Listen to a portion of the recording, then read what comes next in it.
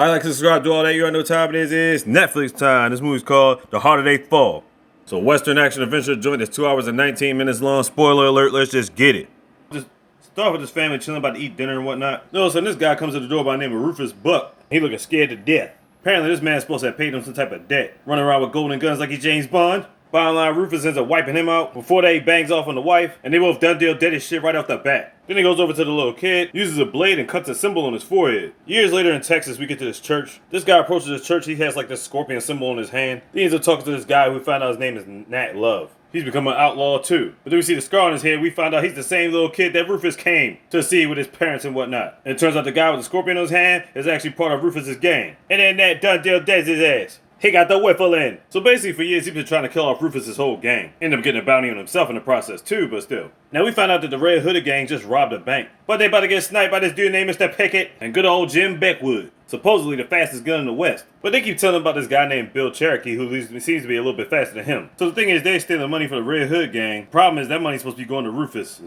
So there lies the beef. So we got Nat coming back into town. He's trying to go to the saloon. He's stopped by this little girl named Cuffer. Apparently she's a bodyguard around here. She making sure niggas check their guns in at the door. Hey, you don't want beef with that? And she works for a lady by the name of Stagecoach Mary. Yeah, she on stage singing and all that, but don't get it twisted. She can hold her own when it comes to the heat too. He was about to get back on track. He was gonna give her the business, but then Pickett came in interrupting. He was letting them know he caught one dude from the Red Hooded gang. This is where we find out Nat, Pickett, Jim Beckford, and Stagecoach Mary used to all be part of the gang. Now he gives us some information. Now apparently Rufus has been locked up all this time. And here's they're gonna find some way to get him free. But who's gonna break him out? We see a bunch of riders looking like they're about to ride a train station. This lady just sits in front of the train. We just gonna call her Trudy. Now Trudy Smith basically just stops the train. So they're gonna train about to handle business. Now who does all the talking? None other than Cherokee Bill. Now I'm thinking to myself the entire time this is some type of robbery as they're whipping everybody's ass. Then they get to this kid on another cart using him as bait. Then they finally get to a third cart, which literally has a bunch of soldiers in it. Which afterwards they make their way to the back. Now they got this big ass box that's sitting in front of them. You think it is gold or jewels or something in there. Now she asks the colonel for the key, but he on some bullshit. Then she pulls out a part and turns out there's no gold or jewels in there. It's actually a person in there. So apparently the part was because this guy and his fellow Confederates went to a town and killed a bunch of innocent women and children. But they had switched the bounty and blamed it on Rufus Buck.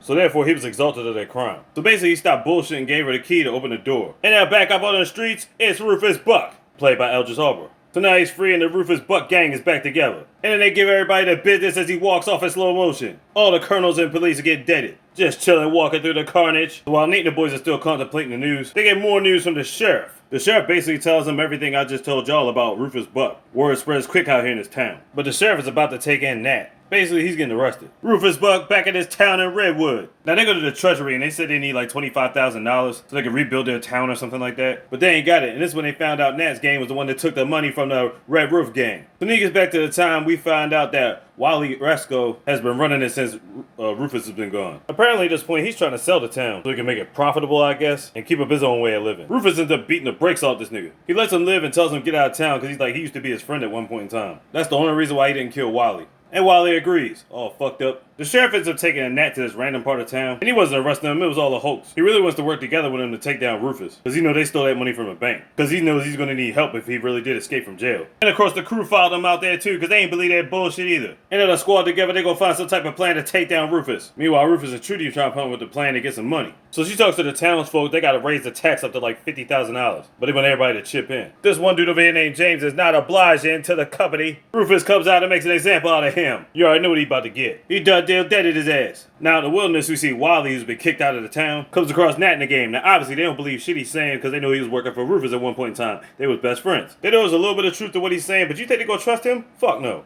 We get a little moment with the two lovebirds. And we found out later on she snuck over to the town to try to investigate. And basically try to cut a deal. Trudy like, yeah, alright, go ahead and talk to him then. So they brought her into the establishment. And basically because she owned a couple of properties, she wanted to give him one of her establishments. But to do so, he would have had to run it outside of Redwood. And we know that shit ain't happening. Cause he not leaving his city. So they smacked her against the wall and took her as a prisoner. Next morning, Mary ain't back. Nat knows what time it is. So while she's got Mary locked up, Trudy tells her this story. Tells her a story about a sister she used to have named Mary. This is a crazy story, too much to explain. I'll let you watch the movie for that one. Then in one part, you thought he was going to kill Mary, but not yet. So Nat and the boys just roll up to the spot. He's like, look man, just take me instead, let Mary go. But you know, they're going to end up taking him anyway. It's like, come on, you just came into their town. Ain't but 4 or 5 of you. It's a whole town of niggas. Then we get the one-on-one with Jim Beckworth and Cherokee Bill. Now he's known to be fast, but he's also known to just shoot people in their back. They get their back and forth trying to figure out who's the fastest gun in the West. But he just walks away from him, so it's like, yeah, we ain't getting this standoff right now. So basically, they end up taking Nat. I figured Nat has probably got some type of plan. So they basically got tied up. This dude's basically just beating on his ribs. And then they leave, and now he's face to face with Rufus. He basically ties him and tells him to get his money by Friday. Then he takes the ring that he was going to give to Mary. See, the ring was passed down from Nate's mom. So basically, you gotta get his money, or you know what happens. You know what happens. Niggas get deaded out here. So Rufus basically wants Nate to rob a bank, basically to keep his hands clean. And not just any bank, May's bank, a white bank. And he's thinking to himself, they're probably gonna kill her anyway, but he's like, man, what choice do they have? But they're gonna come up with a plan after they rob the bank. So now they gotta come up with a plan to rob the bank. And Nat is well known, everybody knows his face. But they get a disguise for Cuffer. Now she's got dressed like a lady, which she hasn't been used to for a long time. And they make it happen. They go to the bank, rob it, and they actually make it look pretty easy. They get the money, but they don't even think it's enough. He says, alright, it's all part of the plan anyway. Then all of a sudden, Wally comes back. He brings the crew back dynamite and guns, all that good shit. So okay, now you can put some trust in Wally a little bit, you know what I'm saying? Alright, now it's showdown time. The sheriff talks to Cherokee Bill one-on-one for a second. Then all of a sudden, out of the blue, the carriage just explodes. But that was basically a distraction to get everybody out of the town. So it could be Nate's gang versus the Rufus gang. And now they're ready for the beef. It's happening. But first, the trade of the money for Mary. They're like, hey, don't be touching the money yet. We gotta see Mary first. And then they bring her out. Cherokee Bill tries to get the drop on him, but then Jim Buckworth gets the drop on Cherokee. Then we finally have our standoff, and they're gonna count to 5. Count from 5 backwards. But as soon as he gets to 3, Cherokee shoots first. And there's Jim right there talking about he count too slow. No honor amongst thieves, damn it. After that, everybody get to shooting. Then we get our one-on-one with Mary and Trudy. Nat banging off on niggas. Then he almost gets wiped out from a dude from the Red Hood gang. Sheriff saved his life. Wally sneaks into the saloon that Rufus is in with sticks of dynamite, blowing niggas up. But then Rufus gets a drop on Wally. Done deals on this time for real.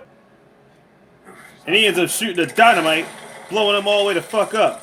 They get to another saloon, Pickett and Cuffer inside one part while she's trying to reload. Puckett finds out he could have almost got hit with a gold coin, saved his life with a bullet. But then he ends up getting shot in his back. Goddamn Bill picking niggas off from the behind. Now it's down to Bill and Cuffer. Now it's time for the drawing. Turns out Cuffer was much quicker. Bill's done deal. But he walked out of there like a G and died on his feet. Done deal, dead as shit. By the way, in the Mary fight, Trudy got her face smashed in. All that frustration, he went fucking berserk. Now it's time for Nat and Rufus to square it one-on-one. Rufus just sitting at the table waiting to pour a drink. Nat keeps telling her to draw, but then Rufus is trying to tell him a story. He tells a story about how his father used to beat the shit out of his mother and ended up killing her, but she ended up saving his life when he was little. Then his father decided to re-up and marry and then have himself a son. So while he's breaking out his story, we realize he's talking about a certain pastor. Nat's father was a pastor. Yeah, that's right. Nat Love's real name is Nat Buck, stating that him and Rufus are basically brothers. And he killed his mom because that's the lady he moved on to. But that's not Rufus's actual mother. Because like I said, his mom had died already. So yeah, they're technically stepbrothers. But the thing is, he wants Nat to be better than him. So basically, he's inviting Nat to kill him. He really wants to at first, then he hesitates until Rufus forces his hand. Then he ends up killing him for real. Done deal, dead at his ass, Rufus is done deal. And that's that. Nat gets his ring back, and he gets his girl Mary back. And he basically wants to consider himself dead. And basically, because he's with the sheriff can claim that. So basically, they can just go into hiding. Then they all get ready to ride off into the sunset. And that's what it is. But as everybody's dipping out, what the hell is this? Trudy still alive? That's the Hard Day Fall for you, some Western mayhem. Yeah, Eldris Elba, Virginia King, Lakeith Stanfield. What more could you ask for? The Harder They Fall on Netflix. Check it out. Like, subscribe, do all that. You already know what time it is. Sleep easy, all the easy, miss. Stars. Big, you got that slogan.